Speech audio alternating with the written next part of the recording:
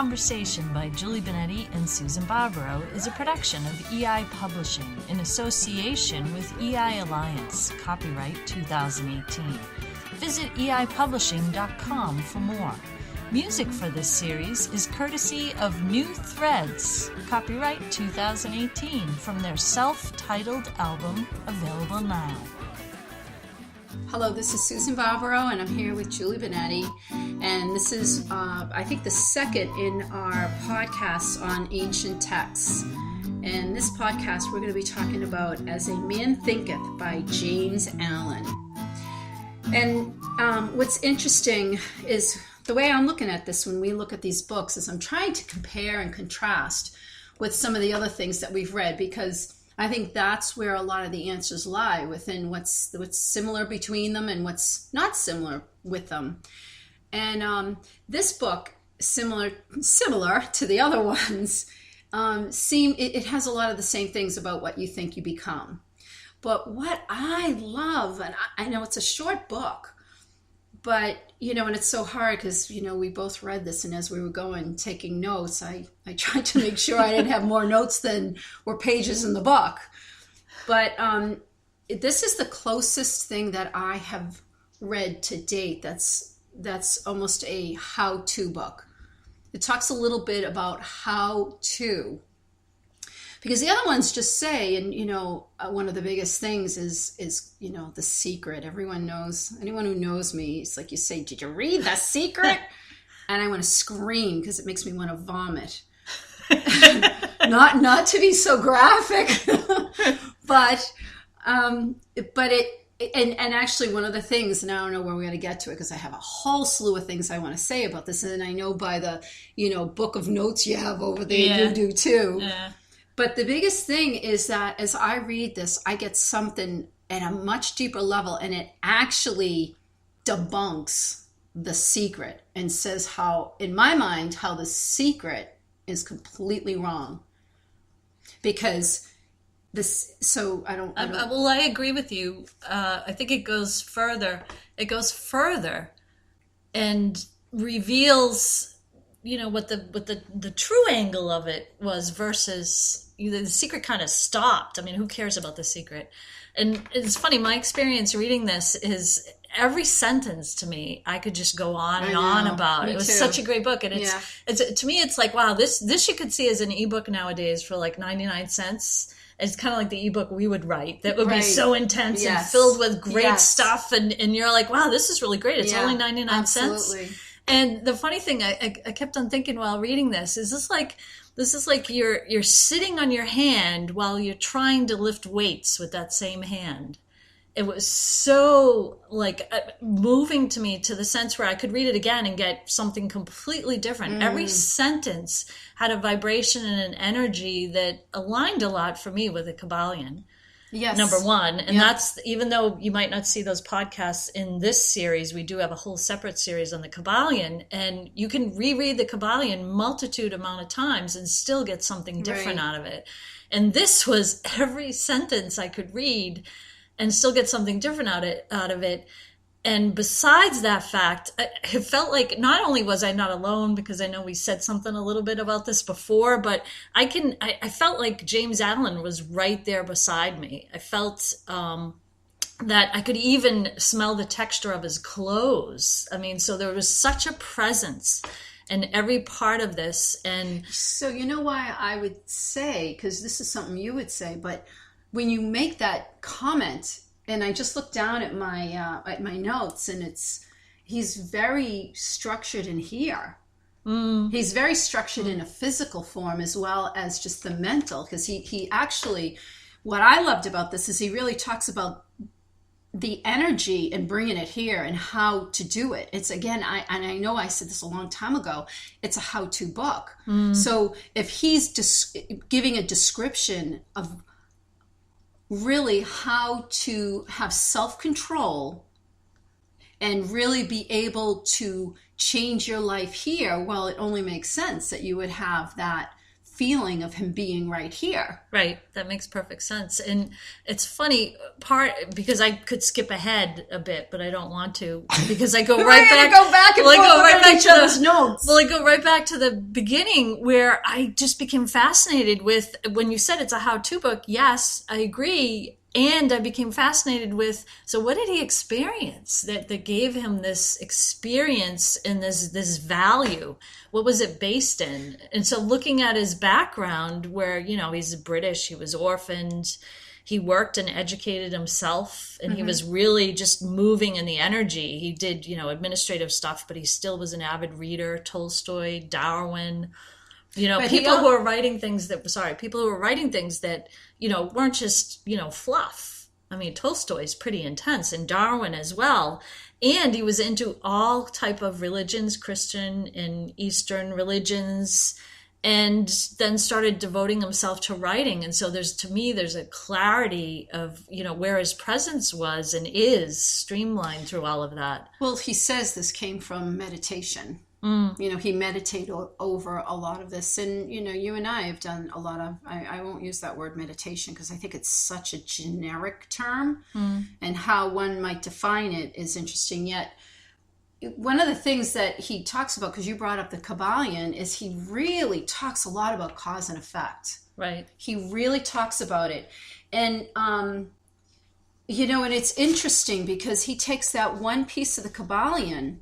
I mean, he takes other things. I'm not minimizing, but he says that, man is literally what he thinks, which is cause and effect. And that's not, the secret is, think happy thoughts. Right. He talks about, and there's so many quotes I have, and I'm going to try to limit it, but he says, men do not attract that which they want, but that which they are. And then it's like, oh, wait a second. So you can sit here and say, I'm happy, I'm happy, I'm happy, I'm happy. But if you're really not, you're going to attract that which, and I'm going to quote again, he says, if I can find it, he says, for you will always gravitate towards that which you secretly most love. So you can say, I believe this, I want this, but if you don't actually get it, if you don't actually believe in it and it becomes a part of you, and that's not the acting as if, that doesn't work.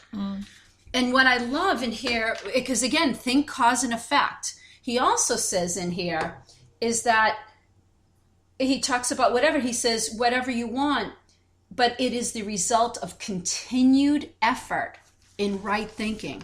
And this is the only place that I have heard it said that is a continuous effort, that he says it takes effort to think right. No place else does it say it. And the part about that I find so powerful is he's admitting to do this the right way isn't an easy thing. You really got to work at it, but isn't that the real work of life? And he's the only one that says it. Everyone else says, oh, think good thoughts. Oh, look what I did.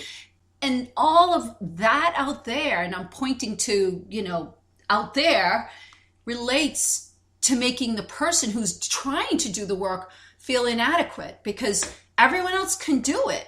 Why can't I do it? And he's saying here that it takes effort. And so those who are really pursuing this, it takes effort. And you have to continue the effort. This isn't a destination. Wow, I think I'm going to have a big Slurpee today, and all of a sudden the Slurpee comes in, you've made it. And this is going to go a little bit, I'm jumping ahead, but this is also going a little bit into something we talked about, and argued a little bit about earlier with goals, and he specifically relates what he's talking about to purpose. Right, a whole chapter. I love that chapter. So what I first did when I read it, and he says man should have a purpose. Am I jumping ahead? Did you want to go? Yeah, jumping ahead. Okay, go ahead. No. Go to that. I don't mean to jump ahead. Go to that because I'll go back. Go ahead. So, when I read about it, man should have a purpose. That's what he says in the very beginning. And I thought, why should man have a purpose? Why do we have to have a purpose? Because I got caught up in the word purpose, and then I sat back and thought, because we talked about this in a whole separate other thing. We got in a nice heated discussion about goals. We started talking about goals, and then you used the word purpose. and then I kind of beat you up using the word purpose. And then when I was reading this, I sort of got, because at first I was like, oh, I'm going to sit and scream about this one. And then I started thinking, you know, his purpose has nothing to do with without. It all had to do with within. Right. And therein, when we said that if you focus on a goal, it deals with out there. Right. Therefore, that it will never fulfill you. Right. If you deal with within, Yeah. there's your goals, there's your purpose, but it doesn't, I mean, we think of a purpose, okay, well, I'm going to save so many lives. I'm going to be the best cook. I'm going to win this Emmy Award. I'm going to win this grant. I'm going to win. I'm going to build. I'm going to have. That's how when we think of purpose, goal, that's what we go to. I'm going to be a doctor. I'm going to be a lawyer. I'm going to be an Indian chief, right? There's the purpose. Well, that's, when I read through it, that's not at all what he's talking about. Yeah, I thought he did a really beautiful job of separating. I don't even think I waited and I looked, and I don't even think he uses the word goal at all, which I said, yes. And I thought it was really beautiful the way he said, you conceive of a legitimate purpose in our hearts and you set out to accomplish it. You make the purpose the centralizing point of your thoughts and you devote yourself to its attainment. And that structure of the purpose and the energy of that purpose is so huge that it can't be contained in a goal. I mean, it really can't. And he just says it in such a powerful way.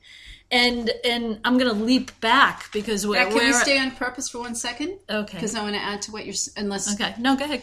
So, I mean, the important thing that I looked at with it, because again, I have to tell you, my whole question reading this focused on how. That's all I heard. It's a how. There's a how. Because I never see that anywhere else. And one of the quotes he said, and I don't want to paraphrase because they're so powerful, is there's two quotes. As the physically weak man can make himself strong by careful and patient training, so the man of weak thoughts can make them strong by exercising himself in right thinking. So once again, it's a how, because that's what I think this book addresses more than anything else. So he says, number one, it's like anything else. It's an exercise. An exercise, what happens when you try to do something, you do it, and then, you try to move ahead, and sometimes you don't make it. You try something, you fail. You try it again, you fail. The person that continues is the one that moves ahead. So number one is, because you failed doesn't mean you're not good at this. Right. And then the other thing is, because this again, and this is a quick, to begin to think with purpose, and I'm paraphrasing ... Those people who begin to think with purpose only recognize failure as one of the paths to attainment, who make all conditions serve them. Which to me is, once again, it's the how. It's when you sit down and you have a goal, whatever it is, whatever it is, every single thing that happens, instead of saying, oh, they don't like me, or oh, they don't think I'm good enough, or oh, I can't, you turn every single thing that occurs into something that is working for you. Oh, that occurred because I'm supposed to do this. And so I wonder, because you've said how a couple of times, and I wanted to ask a question, but I don't really know how to phrase the question. So I've wondered if his structure, and I'm kind of answering it, I guess, when I ask it, if his structure in relaying this information about the how, it's, to me, it's not an outside how, it's an inside how. Exactly. So it's an inside out. So if you're looking to put all the resources outside, all around you together, you don't have it. That's not it. I think one of the things he does is he looks at the outside, because we can all relate to the outside. Like when he talks about a physically weak man, right? Oh, so I think he uses the outside to try to give you, at least for me, because I'm a visual, it's like, oh, you can understand that. You work out, you eat right, you lift weights, you get stronger. So if we understand that, I think he's trying to give an example. So if you talk about strengthening your resolve within your thoughts, what would that mean? So he gives an example of something we can relate to, because unfortunately, we all can relate to out there better than we can within. ourselves. So that's interesting, because there's one other thing I wanted to say about purpose, but I want to jump to the side here. Sorry. Because there's one cool thing that when thought is aligned fearlessly to purpose, he says, it becomes a creative force. And that's really important. And I want to go back to when you said, when you see the man out there and what's occurring with the strength and the weakness, I thought it was amazing, because he talks about character, thought and character earlier. And it's funny, he basically says, I mean, okay, a lot of our state in our existence, he's not saying that, this is me, a lot of our state in our existence is looking outside of ourselves. And so we do have the ability, when we look outside and we see someone like that, to know, which I thought was fascinating, you know their thoughts because of the way they are. Yes. And so, you know, when he talks about, you know, there's a godlike character or a beast-like character, you know that's related when he connects thought and character together. It's because of their thoughts. Yet when you see this looking out, you know that, and it can mirror reflect back to you to go into the how inside. And that how inside, this is where I go all the way back to an earlier part in the book, because I thought it's interesting, his beautiful analogy, kind of at the best points within different parts of the book, about gardening, about tending your garden. Yeah. And that's very hypnotic in a sense too, because when he's talking about the seed, and he talks about thoughts are the seeds. And if you really get that vibration, when you think about it, I mean, every kid has planted one of those little seeds in the milk carton. And when you think of thought as a seed, and then the plant that springs from it is the act. And then from there, the fruit that comes from it is the joy and suffering that comes from the act. I mean, it makes perfect sense. And so I go to cause and effect. And so what I agree with all of that. The part that I still go back to and is that because, you know, that's a beautiful, how do I say this? That's a beautiful analogy. So I always go to put it into practicality. And I think one of the things that goes in here, and I could give you quotes, because, you know, of course, I've got more quotes in here that I love, but one of the things that I kind of get is that he doesn't talk, he comes closer, but he doesn't talk about really changing the thoughts. Like that's why I said he sits there and says, okay, it takes work. And then he talks about, you know, you have to strengthen your thoughts. And it's still very nebulous as to the how. Because I believe, for me, it was, how do I change it? How do I go from, and the key, one of the key pieces of this is what I read before, is that you will, your mind will bring forth two things. He says that your thoughts are the molders of character, condition, environment, and destiny. So that's freaking huge. People think their environment, they are a product of their environment. Yeah. And isn't that funny? Their environment is a product of your thoughts. But so what I'm getting at is, number one, how hugely important this is. But the other piece, which is, this is what is, again, this, you know, if you read these words and what he says, like you said, you can write paragraphs upon paragraphs on one sentence. He says, for you will always gravitate toward that which you secretly most love. And that, to me, is the answer to everything in this, is what is it that you secretly love? That's the stuff that we've got hidden from ourselves. So many times you see someone who's doing something and they're like, why would I want myself to be sick? Or why would I bring that to myself? And, you know, the question becomes, why would you? You know, I had a situation just recently. I had a call, of all people, the IRS.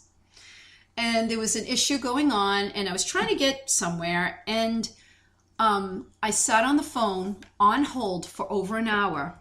This is a true story, and it's not so long. And all of a sudden I got someone, and this person had a foreign accent, picked it up and said, and I said, you know, I've been trying to reach someone. My situation isn't something I can do easily over the web. I'm trying to, cut me off and says, do you owe money? And I said, no. I'm literally cut me off, said, Well, that's not my department, and hung up. I was on hold. That's literally the conversation. Over an hour, I cursed this person. I cursed them. I was like, and I'm not going to say what I said. It wasn't racial. It wasn't like a bigoted. It was just a generic, you're a nasty energy and blah, blah, blah. And then I realized afterwards, well, I just did it a whole different way. I had to take care of it. And so what I'm saying is that I had my reaction.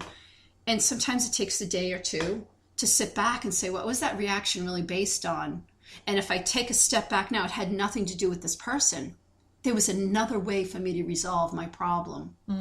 And so instead of me getting entangled with the IRS at that level, this person cut me off. So in fact, instead of cursing this person, I should have thanked them. Because you saved me a whole lot of time and energy. I did it a different way. You know, what occurs is going to occur or not occur. But if I just stayed in that, I'm angry, I'm missing something secretly. What is it I'm trying to say? And the reason I say this is not a plug, but you know, the book that we wrote, Julie, had a lot to do with finding those secret thoughts. You know, most people can't find them, or they don't want to find them. Number one, if you don't want to find them, you're not going to find them. It doesn't matter what anyone says. But there's nothing out there. And he says it. And I'm like, oh my God, that's what the secret doesn't say. That's what everybody else has not yet said. Right. Is the issues that you will attract to yourself, they're hidden within you. They're not right there. Like, oh, you know, you got brown hair. Therefore, you're going to, you know, eat peanut butter and jelly sandwiches every day. I don't know what that means, right? Of course, that's me just having fun. But then, so that's when I started saying so that to me was the whole, you know, really chunk of this is how do you find what's hidden? And he doesn't even say it. But I went into our book, and our book does it because it makes you look at everything, makes you look at yourself, your people around you, everything. And you're like, oh my God. I mean, I can sit and go on, and I'm sure you could. And you know, that's what I think is so powerful about some of these books, when they don't tell you the answers. And this is one sentence. It's stuck out. It's like, what's secret? It is the secret. The secret isn't blah, blah, blah garbage out there. Right. And and it's funny because the how, I mean, is so relevant, but it's so relevant as a different meaning. And when he says that, he also says in another area, thoughts can't be kept secret because eventually they crystallize into habit. Right. And the habit solidifies into circumstance. Right. And so what's being performed in front of you, in a way, is so relative, just exactly what you said right there. And oftentimes, I mean, we've all been in certain situations, not, you know, completely what you said.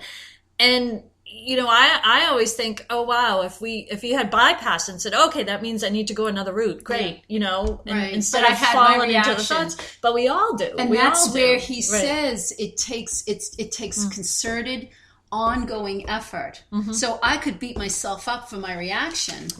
And my, you know, I got mad and blah, blah, blah. And then I kind of felt bad. I'm like, you know, that's really not who I am. I don't like to react that way. And, you know, so I could go through a whole slew of feelings. But when I sat back and I said, wait a second, I can handle this in a much better way. You know, and so then I keep telling myself, I have to remember that. And one of the things he says is pain, or what's the word? He says, suffering is to purify, to burn out all that is useless or impure. So if I think about it, any suffering anyone goes through, I mean, I think this is like Buddha. I mean, I'm not a Buddhist, and I don't want to people can come back and say, oh, you quoted it wrong, but is to purify.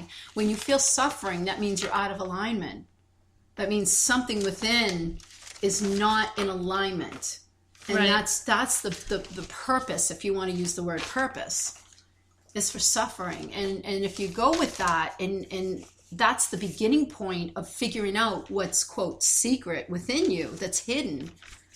Because that would be my first question. If I sat down, if I were to sit here with him and I'd say, I would have stopped him like, whoa, hold everything. Wait a minute. It's secret. Well, how the heck am I going to find it? If there's something that's, because we look at things that consistently happen and we think we figured it out. And they're like, damn, it's Well, I still think going on. well, I think it's a beautiful, once again, that visual of the seed. The thought is the seed, and then, the plant that springs from that is the act. And then what it blossoms into, he says, can be, that's the fruit, that's joy or suffering. So it's based in all of what we're conceiving. And he even says at one point, we are our own master. And we either misgovern the household or not. We tend That's my the favorite garden. quote. I mean, told you my favorite I love. quote. I But let me didn't know ask you that. something. But let me ask you something. With that said, I mean, that's if you're planting apple seeds and you're planting pumpkin seeds and you're planting, pepper seeds, and the apples and the peppers come out and the pumpkins don't. Well, what seed there was something wrong with the pumpkins that seed, right? But in our lives, they're so convoluted, and they're so, we talk about algorithms and we talk about habits, and some of them you kind of really got to dig down, like peeling off parts of the onion to really get to the core.